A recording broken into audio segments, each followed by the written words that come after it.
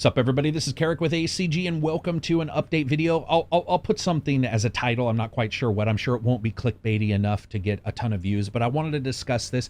I want to talk about where the channel is going, what you can expect from reviews from ACG in 2018, as well as some really interesting changes that'll be coming up for the channel. Nothing that'll change that you guys get reviews that aren't 2 minutes long or filled with sponsored bullcrap, but there will be some other small changes, or how would I say, improvements, I guess, as we move forward. So I want to say thanks to everybody who is a subscriber, thanks to everybody who is involved with the Patreon website or as a patron. And that's one of the big questions that a lot of people ask. They'll be like, why do you do a patron? Why don't you do this, or why don't you do that? Why don't you switch the way you do things, and so forth? I think that's a good question. I'm just going to jump straight on into it. The way I describe it is this. I don't think it's fairly logical. I don't think it's fairly logical at all for us to have a discussion on one side where we're like, the industry is having these issues, platform providers for video are having all these issues, there's demonetization going on, there's ads, there's people getting their channels demonetized completely, there's people getting their channels banned, and then over here, not pretend that there is an extraordinary number of other avenues in which you can create support for what you want to do. Whether that means you want to use another platform provider for video like Twitch, right? Or Amazon, which is coming forth with their different ideas as they move forward, probably through 2018. So Patreon is one of them. And a lot of people will be like, well, why do you like it versus something else? Because there are ways for you to just say Google donations, or something like that. And that's true. But one of the reasons why, and this is funny because it started up right when I started the channel, one of the things I do, as you guys know, is, or if you don't know, I buy every single game I review, regardless of getting a code first. So that means if somebody gives me a code for a game early, I go and I buy the game, whether it be a pre-order or a physical copy, or somehow get it, or wait till the day it comes out, but that's very rare I have to do that. And I give that away to a patron at the end of each month. Here's the problem.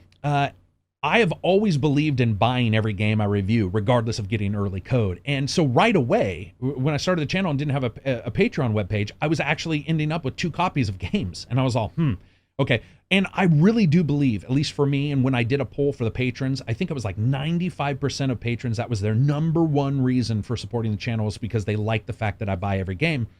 You have to do something with that. And so when I was able to create a Patreon webpage and really go out there and say, this is what I can offer, that's one of the great bits that I can offer is, hey, I'm going to give away a game, a copy of every game I reviewed, which is funny sometimes because somebody will be like, can I get blah, blah, blah game? And it'll be the crappy game no one else has wanted. And I'll be all, yeah, I guess if you want it, it's like Alekine's Gun, 2 copies of that. I'd like to give both away. I'd like to give my memory of playing that game away. But it's funny because you get a lot of people who say, hey, the other games didn't interest me, but this game interests me. And even though you said it's bad, there were some elements that I sort of like the idea of. And to me, that's amazing. To me, that's the juice. That's what stokes me out. That's what gets me so excited about gaming, is that somebody can like those. It's very easy to have your opinion collected and sort of compartmentalized with your ego and get those things connected. But over time, it's best to just separate those and be like, you know what? I think this thing about this game, I can get as mad as I want, somebody else doesn't, but in the end, guess what? It won't change shit. Somebody else doesn't agree with you. That's life. Deal with it. So if somebody wants Alekine's Gun, they can have it. And that's sort of how the channel started. Getting 2 copies of every game was a big deal to me. It was starting to sort of collect games, and so giving them away helps a great deal. And it really does keep me, I think it's logical to spend my own money on the games. I think it makes me sort of make sure to look at those games as a monetary output on my side and an information input on your side. And I like putting it all together and having that package, sort of that cycle completed. And it's a cycle of life, and I like it. I like that beginning and end to everything sort of being matched up and saying, it was my money. This is what I felt of the game. And if you want a copy, patrons of Alekine's Gun, you can have it. You don't, trust me. So that's really how all this started. I think it's really awesome too, because what it allows is for somebody to say, hey, you know what? He saved me some money, or even more importantly, I didn't even know this game was out and I'm sort of interested in it, and they get it and they get some enjoyment from it. I think it's awesome that somebody can say, hey, it's not a Google donate link on your stream or what have you, which might just be for the entertainment of that moment. With a Patreon, it's different. It's the entertainment over a long span. It's the return over the long span. It's getting a free shirt, or getting some time to play games with me, or getting Discord access. And I think there's something really awesome about that. And I have no problem with, there's some people who the only way they're getting anything is by their, their streams and their donations. That's fine. I got no problem with that. They can do their thing their own way. But what I like for me is that back and forth and that discussion and understanding of what somebody got from me. And I have to say, without a shadow of a doubt, the best part of Patreon, especially last year, had to have been Discord.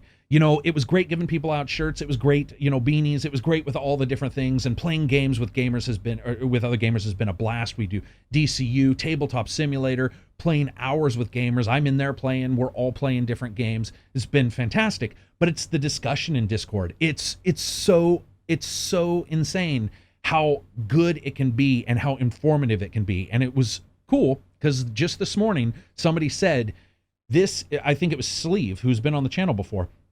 He said, this is the best discussion board, best discussion area I've ever been involved with that wasn't like my friends sitting around a table with me. And to me, that's exactly what I want. That is exactly what I'm going for. So if somebody wants to jump in and have an awesome discussion, then the Patreon is a way for them to do that. They can be a patron on the Patreon website, and they can jump into Discord, and they can have that discussion. They can play games with me. It just depends on what your level is. So I have to say, it is such a blast, though. I like Twitter, and I like using YouTube comments and going back and forth with people. Those are great, but there's various different reasons why those can be sort of, I guess, shady in how they work. They can be shady, whether it be, an internal monetization, like if you tweet this, then people will respond, and, people are getting paid for tweets, that kind of thing. But when it comes to the Discord, people are having real thoughts and real discussions in there, and it's almost something I can't put a monetary value on. It's been fantastic to have people in there. So I'm going to go ahead and I'm going to discuss some of the different questions that people have put forward. I hope that this is good information for you, but this is some questions about Patreon, about how I review games, and I may also link to other videos where I've covered even more in depth on how I review games, but overall backstory on some of this stuff. So the first question is, Dirk the Nurk says, how do you buy, or why do you buy every game you review?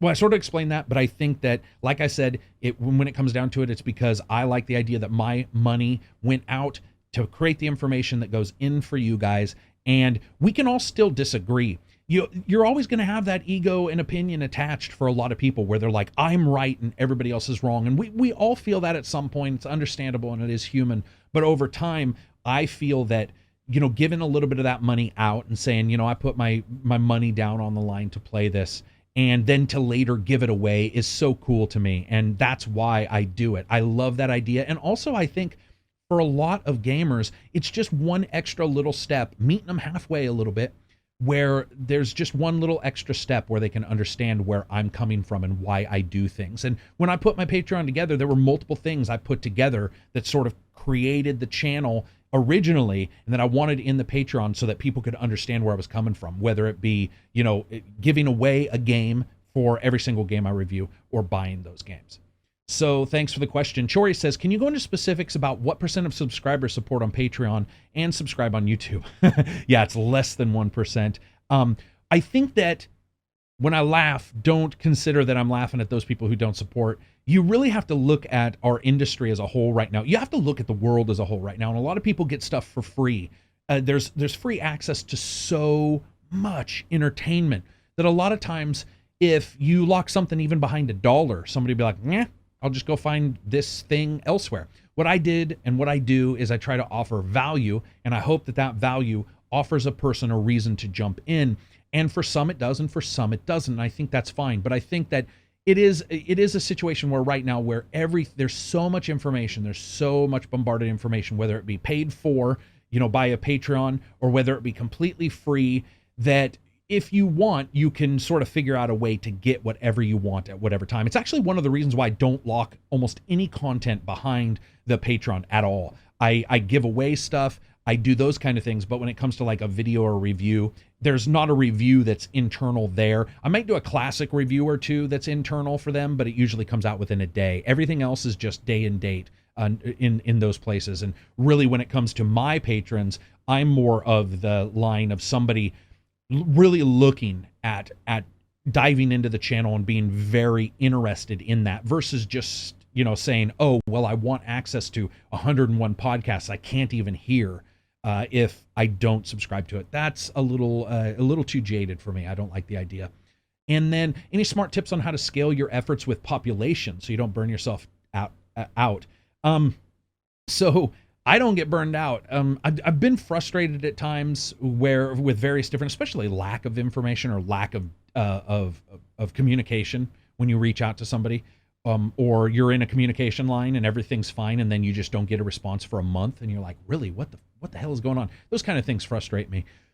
But when it comes to what information you put out and how you go about putting your energy into things, I can tell you right now that whether it be the Discord or Patreon itself, whether it be Twitter, I get my energy from that. I get my energy from the social dynamic of that. It's always how I've worked. It's why I respond so much in YouTube comments, and a lot of people don't. And I get that. They don't have to.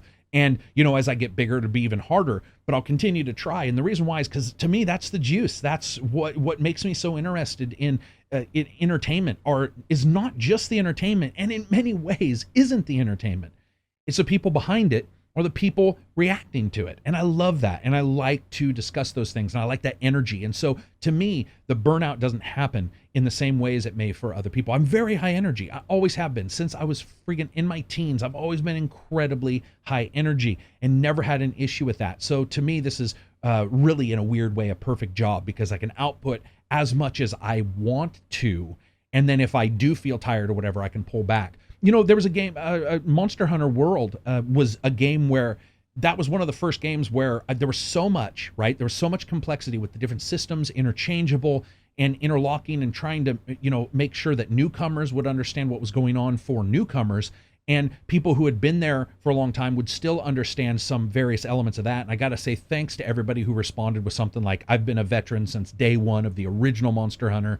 And, any issues you may have said were, I totally agree with, and blah, blah, blah. And, this is what I liked. Even people who said, I don't agree with this, but here's why.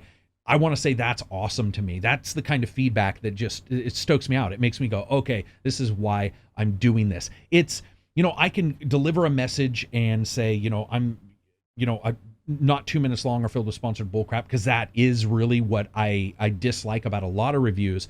But when it comes down to it, it's the engagement afterwards that I think really keeps my energy level high and keeps me so interested in discussing things. It also, I think, is one of the reasons why you see so many YouTubers on my channel, and why I get, and Twitch people, why I get them to come on the channel, and why I have them discuss, and whether it be developers, those people, whether it be programmers, what have you. The reason why I do that is because the social dynamic, the discussion around it, you can understand. We can all point at something and say, that's stupid.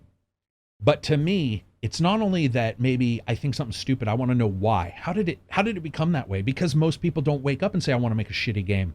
Most people don't wake up and say, I want to make a shitty video.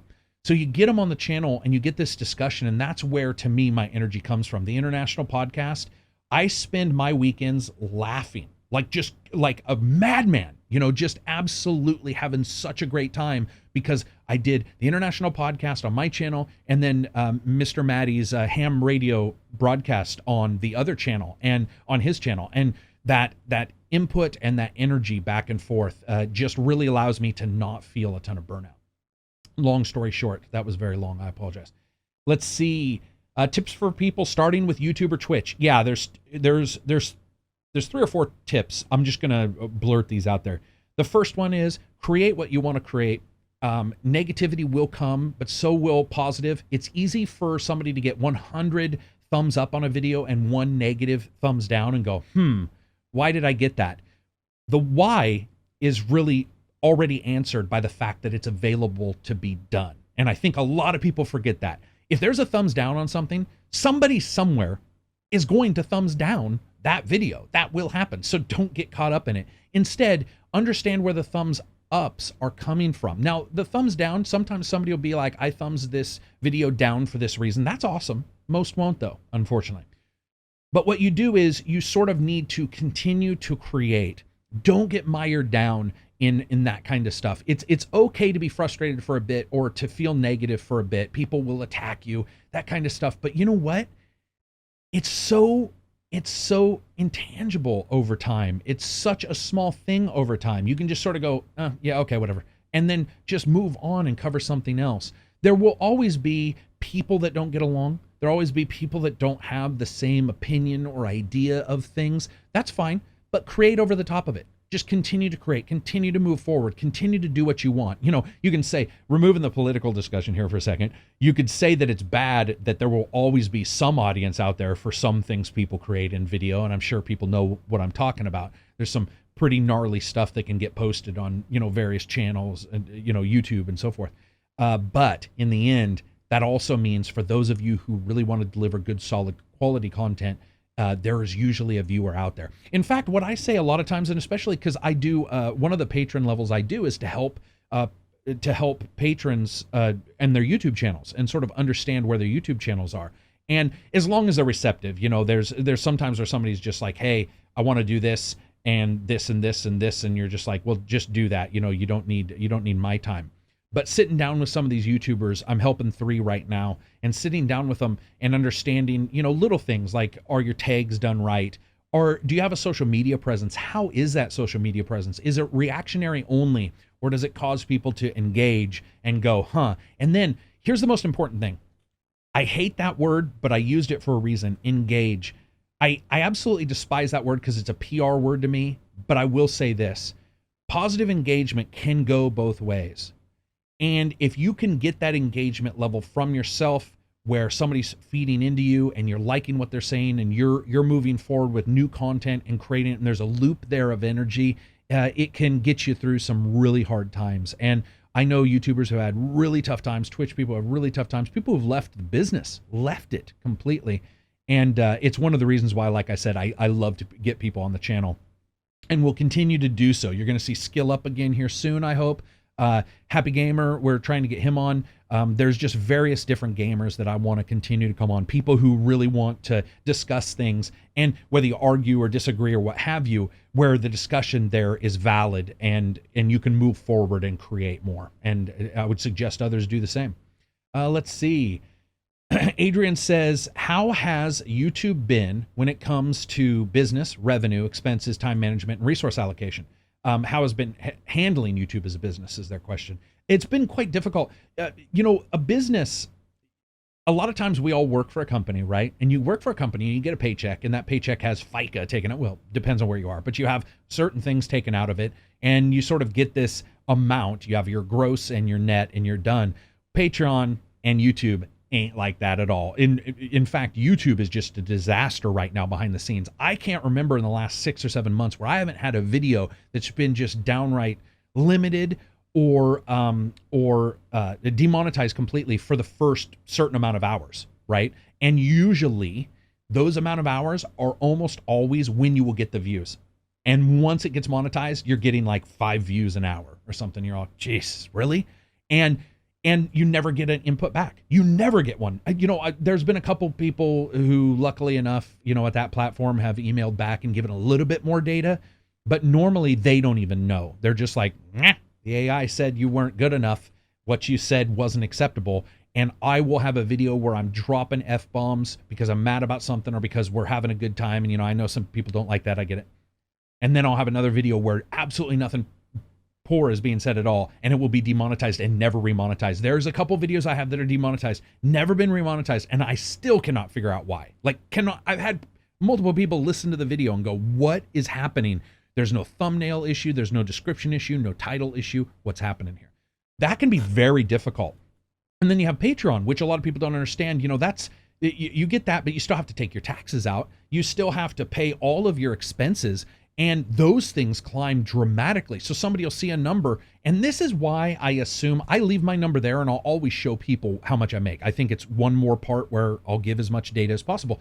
But you have some people who will turn that off and they won't say how much they make. And I'm going to tell you right now, I can see why some of them do that, because people who don't know what they're talking about will just get mad. They'll be like, this blah, blah, blah, you know, you should I had somebody who said minimum wage is all anybody who has a patron should make. And the moment you're above minimum wage, it should cut off. And that money should be returned back to gamers. And I'm just like, what the, like, I mean, that's, I get it. You can have whatever thought you want. That's a crazy fucking thought. So it's been quite difficult. It's been difficult managing time and expenses and understanding what I want to cover and how I want to cover it. I've had great, just amazing people. And I'll just say, you know, amazing people jump on the channel. Skilled Gaming. He's no longer around. I still talk to him personally. He, you know, was a great person when I was smaller to sort of start talking to and understanding different things, and taught me a ton about everything from just audiovisual to whatever may be going on behind the scenes when it comes to the tech, because that was his business prior to jumping into YouTube. Fantastic guy. Everybody from Azraelin who's come on the channel, she's just a great person to have on, a really and covers games that I don't get a chance to cover, just a little bit like GB does. You know, you get those people on, but I've had these YouTubers skill up. He's come on. I absolutely adore that guy, and Total Biscuit being on his podcast and having him come on mine, which, you know, and I'm sure he knew, but it's like, hey, we're not going to get the views anywhere near the views that you might get on your channel if I'm there, because you're the status quo. You have sort of a floor for channel views, and my podcasts aren't the big deal, but I would love to have you on. And it just like, okay, great. And had a blast just yakking about things. And those type of people and meeting those type of people has been really incredible. Meeting people behind the scenes, working on games, now leaving out of the industry or jumping into the industry brand new. That's the juice for me. And that is really how I deal with the last thing here, which was when it comes to like my time management and so forth. I always want to make sure that I'm covering games, but I'm doing those things on the side with other YouTubers that I really agree with their, you know, how they do their content and how they deliver it. And I think that that's the most important part. It can be difficult. It can be so frustrating at times, but I have found that when I surround myself with those kind of people who want to grow the industry, and even if they're just, even if you're Mr. Maddie who hates Activision, the fact that he hates them isn't because he woke up and it's some persona. It's that he hates a decision they made, and really that's stuck with him, and I get it. And having those people on really makes me sort of look at everything and make sure that I personally believe, make sure that I continue on the sort of standard floor that I'm on. Because a lot of people have said that. They've been like, man, you know, your review focus might have changed a little bit, what have you, but you seem still positive on games. You seem to still point out problems when you have an issue with a game, and that's, I think, one of the major reasons why. All right, so 18 Items asks, how did you come up with your review list? Oh, I think he means rating. And why are there not a ton of Never Touch? So that's a really good question. So I came up with that because that's how we talked about with games. I mean, how many, I don't know about you guys, but I don't remember last time I talked about games with somebody and they're all, this game's an 8.5.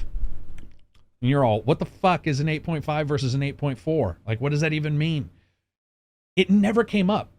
It came up where, should I buy it now? Should I wait for a little while? Hey, let's go to Blockbuster, Redbox, Blue Box, Gamefly, and rent it. Or let's, never talk about it again.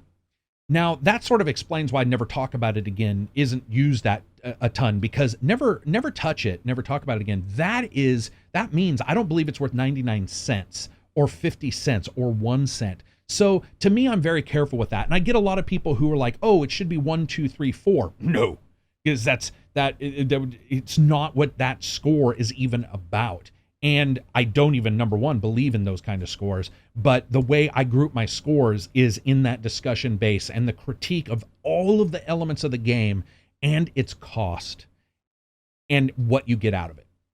And so that would explain why you don't see a ton of those. You'll see some of them, but they'll be in truly bad games. And most of the time, you'll also hear me, deliver some caveats. I always like to do that. Some people will be like, I can't, why didn't you just say this and nothing else? And I'm all, because more information is useful than less, to me at least. And so when I say there's this, and I would say it's worth buying, going out there and purchasing.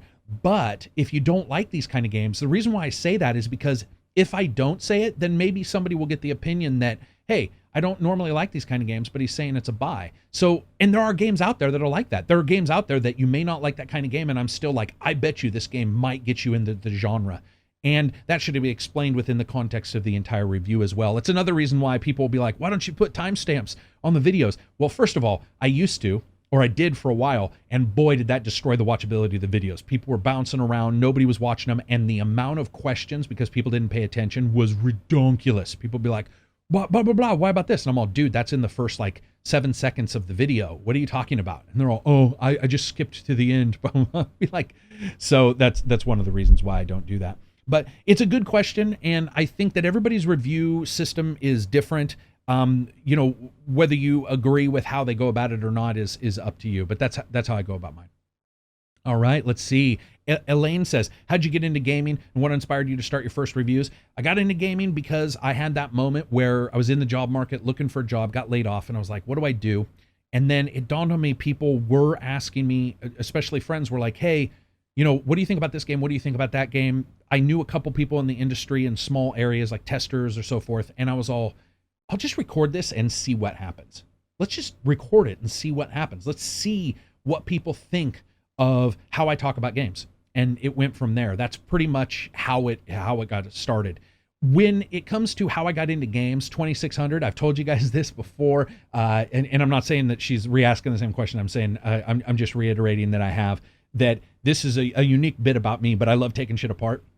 So I got my 2600, played it for a long time, and found out if you got the reset button and you barely made this, and remember, this is back before the internet, so I must have done this on accident, but if you barely flicked the reset button on an old 2600, it would take some of the games into, I guess the easiest way to call it would be almost a debug mode. You could sometimes do it by barely inserting the cartridge too. There would be some short. And for example, there's a game called Dragonfire where you had to run through a level and there was treasure everywhere. And then at the very end, you had to go up and escape before a dragon breathed fire on you. But if you did this little switch thing, all the treasure would be lined up at the bottom. So you could just sprint and then go up and sprint and go up and sprint and go up and just, and it was so crazy to me. I remember just being like, oh, wow, behind the scenes, what's going on here? Like, is this where they start and then a random placement generator works? And that sort of got me into games. And taking shit apart, I took the 2600 apart, put it back together, 3 extra pieces after I was done. And I was like, yeah, this is not going to work now.